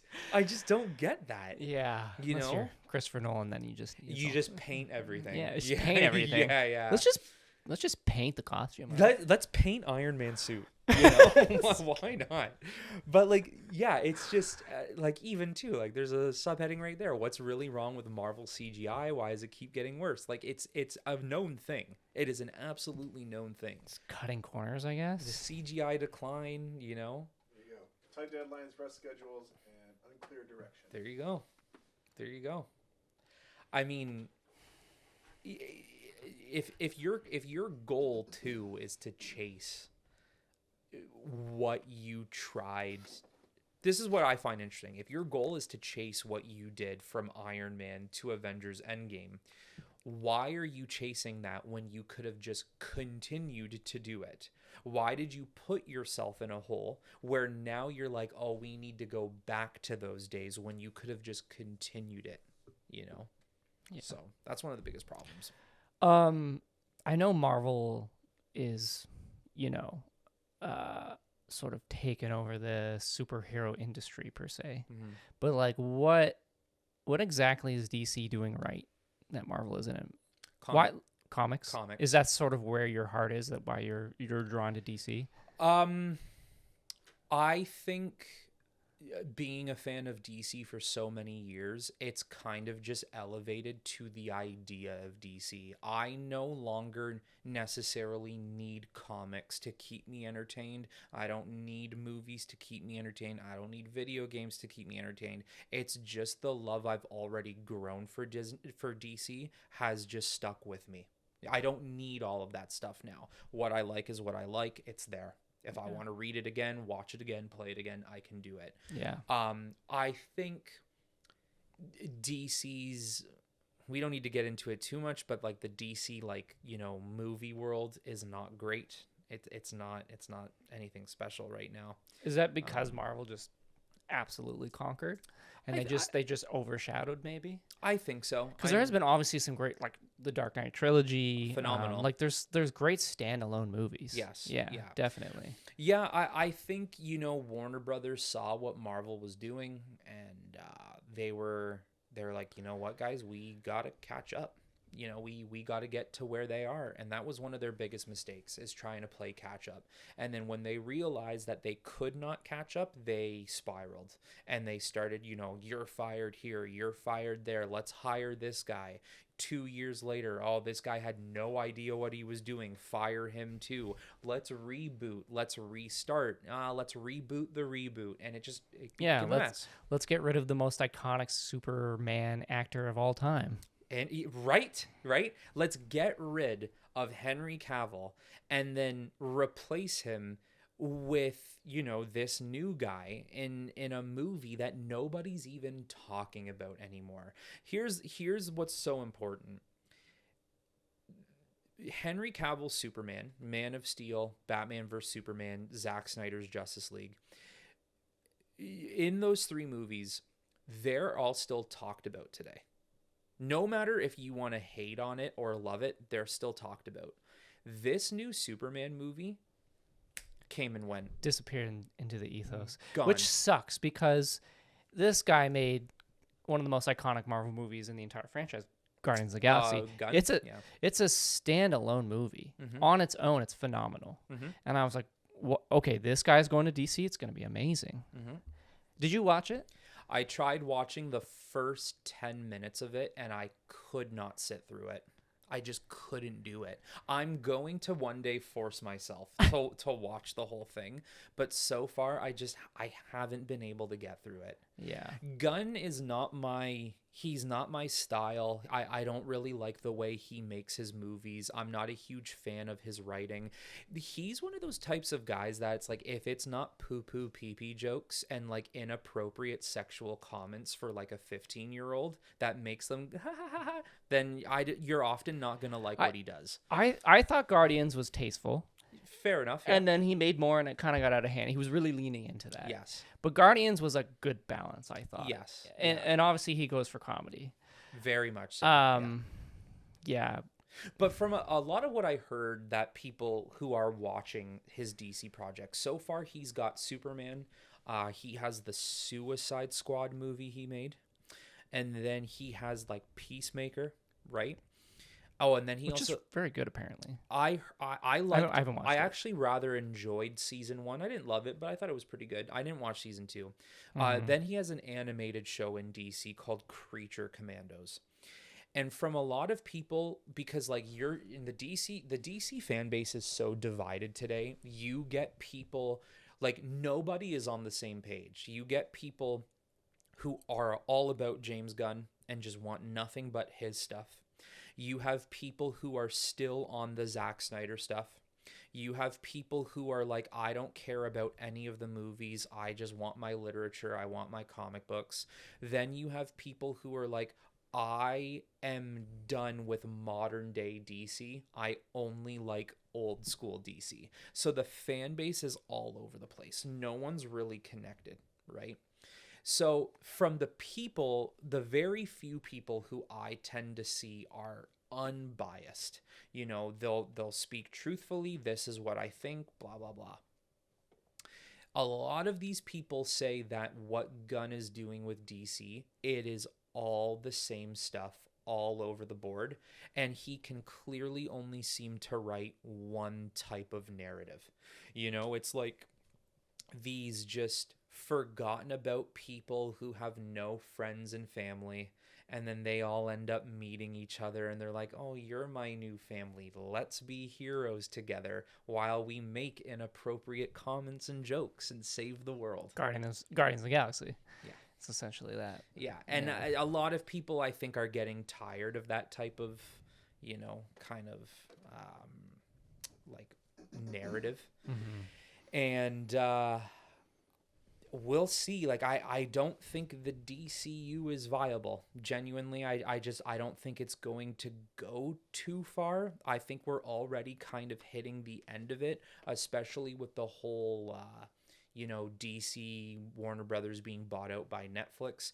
We could see a whole new reboot all over again. And DC is just right back at square one, which is something Marvel doesn't have to go through. Marvel doesn't have this problem. They're established. It's done. Yeah. They can make $400 million worldwide for the next 4 movies that they put out, and realistically they'll be okay for some time to come, right? DC does not have that capability. They need to be box office hits more often than not, and they haven't been able to have a box office hit in DC since 2016. Which would be what? Batman vs Superman. And even that, as somebody who's a huge defender, Was that 10 years ago? March. Fucking hell. March will be 10 years ago. Makes me very uncomfortable. I don't like it. Sorry. I know. I have memories going to that movie, thinking it was like yesterday. Like, it feels like a few years ago, maybe. Yeah, 3? Yeah. 3, 4 at most? it's crazy. 10? I know. 2016? 2016. Are you sure? Yeah. Don't look that up. Just let my fantasy play out. I don't want to be proven right or wrong. Damn. Yeah. So for me, somebody who I will always defend that film, even I will say, you know, the box office return they got probably should have been a little bit higher.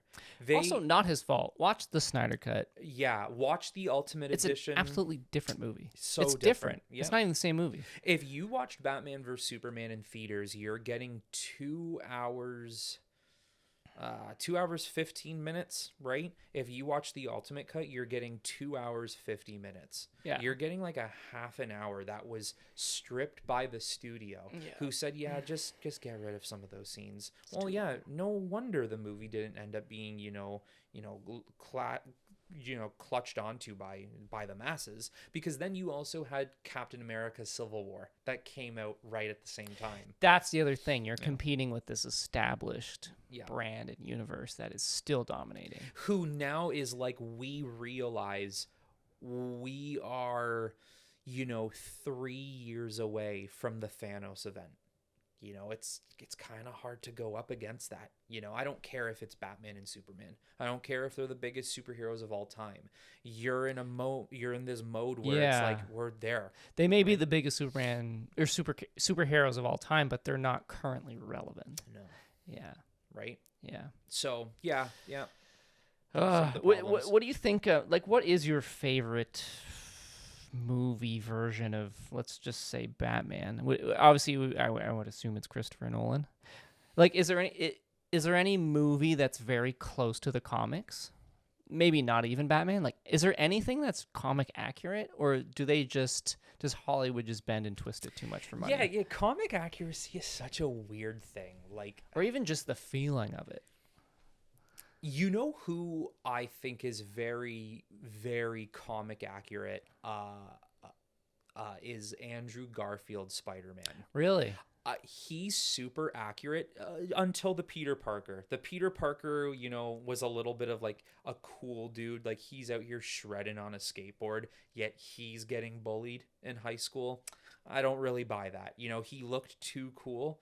Regardless of that, him as Spider-Man, super comic book accurate. Okay, I've heard that before. And my Spider-Man is Tobey. I'm a Tobey Maguire guy, but I do say I think Andrew captures it a little bit better. Yeah.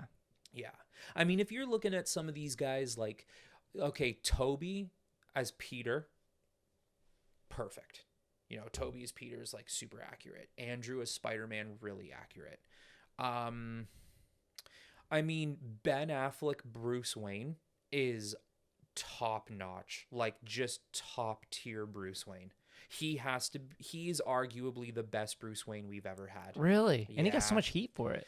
He gets, I think they give him more heat for his Batman. But even just for a moment, take the killing out, right? Take his lapses where he kills criminals. His Batman is truly incredible. The way he moves, the gadgets he has, his Batmobile, his ferocity, right? How aggressive that Batman is. He's very, very accurate to the Batman character. Okay, sure. Batman maybe didn't brand people, and he maybe didn't, gun down criminals in his Batmobile. That's completely fair. But him as the basis of the character, I think Ben Affleck is right there. Really? I think Henry Cavill is physically the most just jaw-dropping Superman that I think we've ever seen. I mean, look at this book, right? Like when I look at this, there's only two guys I'm thinking. It's Christopher Reeve or Henry Cavill. Those are the only two dudes I'm thinking of, right? So I think all of these characters should pull up that Batman. Remember that Batman image in Millennium? Sorry, keep going. I think all these characters have their fair share of comic accuracy, but I think for creative liberty, it's important to change things. Yeah. Well, especially things just don't translate as well. It's same for books to movies. It's I understand why they might have taken a lot of out, because otherwise it's going to be an 8-hour movie. Yep. You're dealing with real world events, money, studios, actors, everything, things going wrong. Yep. I get it. Yeah, absolutely. I get it. Absolutely. Millinote. Go to the Millinote. Remember I had those links? I just wanted to show them those images. Go back. And then go to episodes. And then go to Tyrell. Nice. Hit the Spider-Man one first. This is a link of all. They were AIing all the actors together. I thought it was fast. Click the actual link. See bottom. Yeah, there you go. Maybe not that one. There we go. Oh, okay. There we go. Yeah, so I thought that was cool. They were AIing all of the Batmans from start to finish, just kind of posing. That's cool. I meant to send that to Kilmer, Okay. I forgot Val Kilmer was a Batman. Yeah. Totally forgot. Forgot. All right, you know what?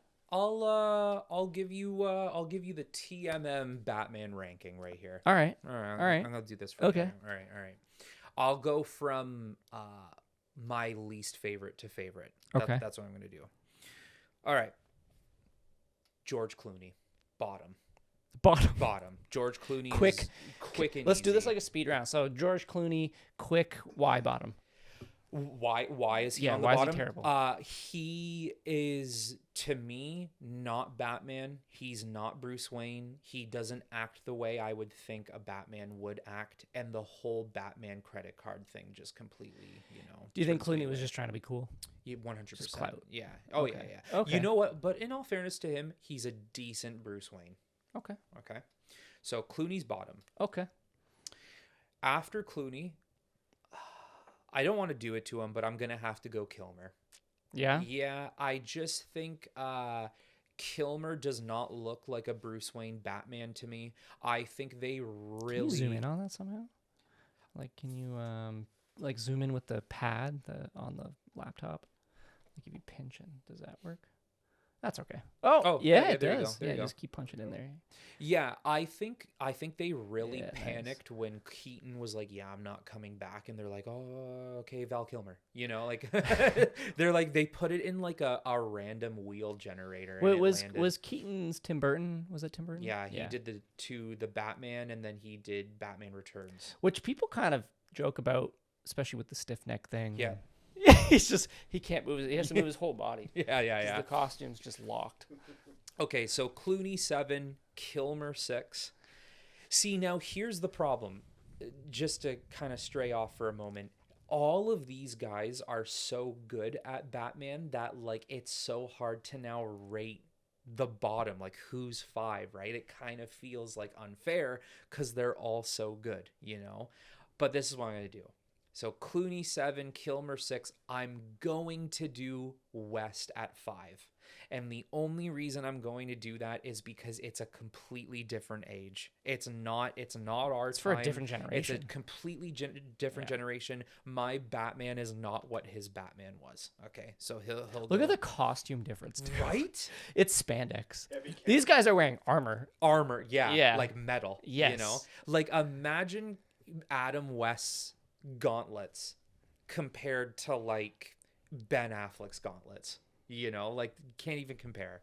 So I'll go Adam West at 5. At 4, I'm going to go Michael Keaton. And I know if a lot of people heard me say this, they'd be like, "What are you talking about?" Again, Michael Keaton for me, he was never Batman. I don't see him as Batman, and I'm not a big fan of those older movies too, which some people know that I I'm watched not. them as a kid, and I was like, "Wow, cool action and stuff." So Yeah. I haven't rewatched them. Yeah. Mr. Arnold Schwarzenegger, Mr. Freeze. That he was in Clooney's, I think. Was it Clooney's? Yeah, Oh, okay, horrible. But yeah, like they're just not really my flavor. I'm not a huge Tim Burton fan. I'm just not a big fan of those films. So it is what it is. But I'll put him at 4, and then after that 3. I'm going to have to go Robert Pattinson. I think there is something really special about his Batman, and if he can keep playing Batman, it's going to get really good. And we've only seen one film. And we've only seen one film, so Yeah. it's hard, Yeah. So I think like it would even be fair if you said Michael Keaton ahead of Robert Pattinson. I think that's fair. This is where it's hard. I don't know who I put at 2 and who I put at 1. I think my Batman will be Christian Bale. I grew up with those movies. The Dark Knight is my favorite film of all time. Christian Bale is my favorite actor of all time. So I think it's only fair. Like if say like, 7 to 3 is all like, from here to here, you would have like Affleck right here, and like Bale is he's just beating Ben Affleck. So yeah, I would go Christian Bale as the number 1. Nice. Yeah, I think that's who I'd go. Yeah, I did not think you'd rank Ben Affleck where he was, but I haven't spoken to you about it. I was just kind of basing it on the internet and what people were saying. Like, this is a terrible movie, and I think they butchered this. And if they just let the Snyderverse just do his thing. finish off. Just let him finish all his movies. Ben Affleck could have been The best. a chef's kiss Batman if it just continued. Yeah. What a bummer, man. I know. I personally did like. I thought he did a good job. A great job. Yeah. I thought he did well. Awesome. He's awesome. So what's next for superheroes? What's coming up? Is it I know some people compare this to sort of the spaghetti westerns of my dad's age, where there was just a million of them made because it was relevant, everybody loved them, and then it just disappeared. Yep. And then superheroes are our generation's cowboy movies. Spaghetti westerns. Yeah. You know, it could very well go that way.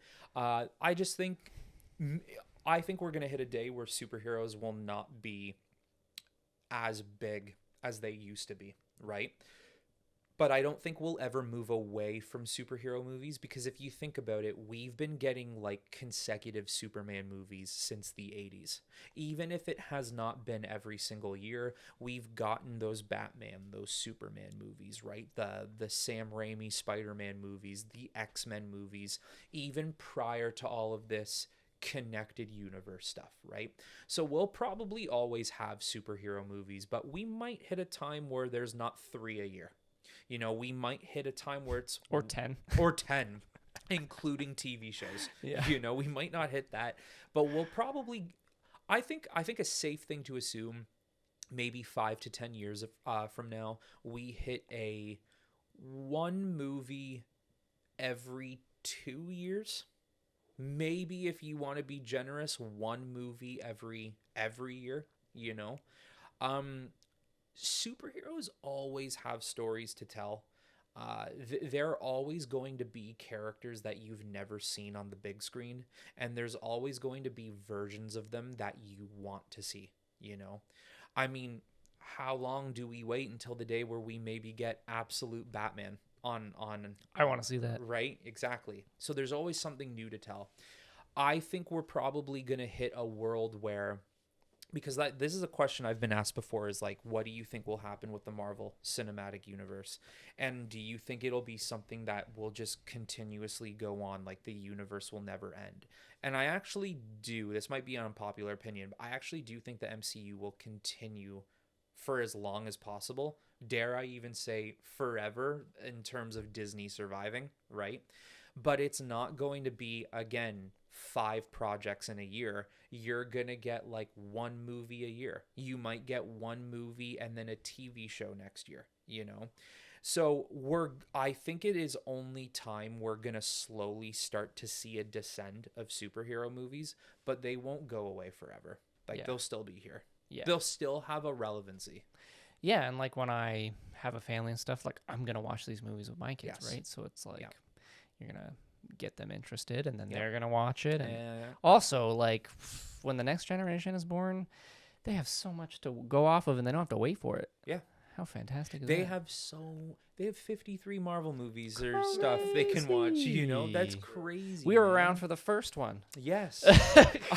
We're going to tell our kids, I remember waiting 1 year, every year, 2 years to get these movies. Yeah. And they're going to be like, oh, the catalog's right here. Yeah. Yeah, I can just go to whichever one I want whenever I want. Yeah. It's incredible, you know? It also helps with, like, you know, for new filmmakers, for new writers, whoever it might be, they can look back at and be like, this has already been done so many times over. How do I do something new? You know, how do I change? Yeah. Question for you. If they can make things quicker, would you watch an entire AI generated Batman film, or would that bother you? I would. Yeah. Even if it was good. Yeah, AI is another really huge conversation in entertainment too. I would like, how do I put it? I would humor it in the sense of like, okay, let me just see what it like makes, what if you could go home right now, feed it all the absolute Batman material, and say, please make a movie? Would you watch it? I mean, who wouldn't? I mean, just out of curiosity. Yeah, just out of curiosity, you'd be like, okay, what did it come up with? But at the end of the day, like integrity on the line and maybe like morals on the line, no, I need real people. I need real people doing this work. I need creative liberty. I need you want these trained professionals employed, Plus, if the AI fucks up, who are you gonna get mad at? You gotta get mad at somebody. Exactly. Yeah. Yeah. You're gonna get mad at your prompt. You didn't do the prompt right. Like, what are you gonna get mad at, right? So I think like AI is one of those things where it's like, oh, like this is kind of fun. Like, can it make an absolute Batman? Especially with the lore of comics. Right. It's got Prompt so much to anything. pull from. So much to pull right. from. But yeah, if we're talking professionally and like, I want this to stand out to the world, there's in my opinion, AI cannot be used to make entertainment. It just can't. Can it be done for like yourself? Yeah, I'll hop on my computer and play around. But like if I'm publishing it out there, no, I want it to all be from me. It has to all be my handiwork, yours, anyone else's. Yeah, that's what makes it beautiful. You Bit of a soul to it. Exactly. Yeah. You can use AI as a tool to like refine things or maybe like, go through whatever you need. Speed up a workflow. Sure. Yeah. But like, like everything needs to be the human touch. I mean, the entertainment for thousands of years has always been your own creativity. So why should we stop that now? I like that. Yeah. Well said. Yeah, thank you. Okay, I'm gonna hit you with a speed round. Okay. Before we go, All right. I've been doing this lately. I kind of like it. All right. And if you want to dive in a little bit further, I know it's a speed round. That's fine. Yep. Why Batman? Why not Superman? Oh man. I hit you with a big hit one. Me with a hard one. Damn. You know what? Quickly, I can say I grew up with Spider-Man, loved Spider-Man personality-wise, character-wise, everything he had to offer was right up my alley. Then when I hit those teenager years, I started liking the more dark and broody characters. I like consequences. I like stakes. I like personal traumas within characters, and Batman is literally that character, Very scarred. Yeah, very scarred. Very, very, very deep and meticulous in everything he does. And I think Batman has a lot more, in-depth analysis to a character. Well said. My God. Why DC over Marvel? It is mythological. It's legendary. That's actually a big reason why I brought this book to show you guys. When you look at the artwork of Alex Ross, when you look at all of these characters and how they're drawn, I understand comic books was meant to be something that, children could cling on to. And as you grow older, you can still cling on to the memories you had and new stories that they create. And you're like, yeah, there's superheroes, villains versus heroes, this, that. There's some campiness, there's some humor. To me, when I look at DC, I see this. I see mythology. I see Western civilization's version of the Greek Odyssey, the Norse gods. These are, in our way, our creative gods. I see these characters as something that is so high and, epic above us that they should be treated with a mythological presence. And I think DC has that more than Marvel. I like that.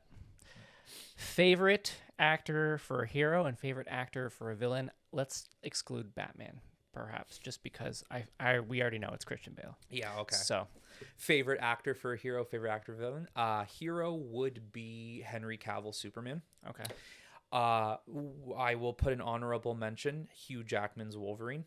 Okay, yes. Yep. Yes, good call. Good call. Favorite actor for a villain? I'm actually going to follow along suit with Batman. I will not include Heath Ledger's Joker. I feel like it's default. Yeah, I won't do that. So I will then say, oh man, I knew it was the Joker, and I was gonna leave that open to you because I feel like you're explaining. Do you want to just explain why quickly Joker, and then we'll pick the second one? Yeah, it's the classic. Why this guy? He could never do this job, and Nobody thought he could. He did it. He killed it. Yeah. He made Joker a household name. Joker has always been a big character for Batman, but Joker hit a whole new level of popularity after Heath Ledger, and he also capitalized just on how insane the Joker truly is. you know, and just what Batman has to go through. You're telling me you have to fight a guy like him all the time? Yeah. That's torture. Yeah. You And know? it really came to fruition when I was like, he's like, I can't kill you. What would I do? Yeah. He'd be bored. He'd have nothing to do. His whole life goals would be, you know, gone. He wants to be entertained in a very dark way. Yes. That's really. He wants to, you know, commit these crimes so Batman can keep going after him. That's all he's got. Okay, yeah. So disregarding Bale and Heath, the two iconics. I'll go Henry Cavill, Superman, honorable mention, Hugh Jackman, Wolverine, and then for villain, I'm actually gonna go Ian McKellen, Magneto. Okay, Yes. I love obviously Yes. Gandalf, but Yeah, I'm gonna go Ian McKellen, good shit. Magneto. And I watched that breakdown, by the way, of as a villain. For, yes, it was good. yeah. I will also add in Michael Fassbender as Magneto. Mm-hmm. Awesome. He's also really good. It's a good villain. Yeah, great. Yeah, Yeah. absolute good villain. Yeah. Nice. Do you have a favorite, Adam? Not that I can think of off the top of my head. I mean, we pretty much covered. Yeah. Yeah, they're great, right? Magneto's. Joker was supposed to be an ex-soldier with PTSD. Or something, That's right? the idea he was going for. The original Joker was he dropped an acid, And then crazy, he's wild. But no, it's more realistic because he's crazy because he's gone through shit. But what I love is Nolan won't ever tell you that. It's implied. It's implied. Yeah. He'll never tell you. It's up for your imagination. But you're right. The theory is like ex-soldier tormented. Yeah, it's cool. I don't think I could say anything that hasn't already been said. So, you know. Let me think. I just want to think of like one more good villain. General Zod, Michael Shannon. He was really good. General Zod. Oh yes. Yes. Willem Dafoe, Green Goblin. Yep. He's awesome. Yep. Yep. Yeah, I think that's pretty good.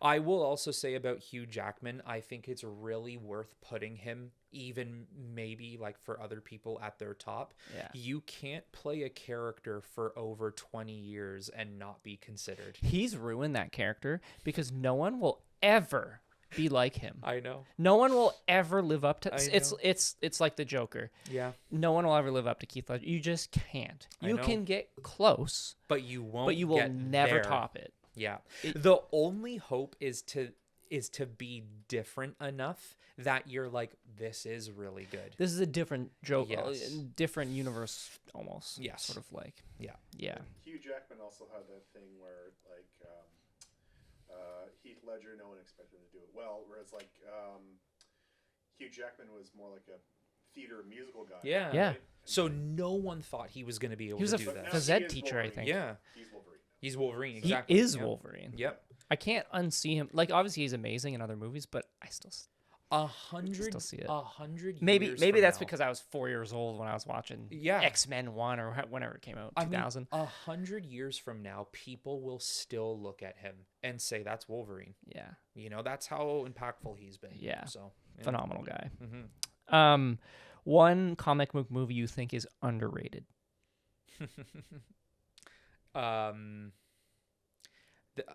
Underrated because there's underrated and overhated. Well, we're gonna do both. We are doing both. Yeah. Okay, underrated. You know what? Batman Begins. I think that movie gets so drowned out by The Dark Knight that whenever people think about the Dark Knight trilogy, it's just The Dark Knight and oh yeah, Dark Knight Rises with Bane. You know, that's literally all people remember.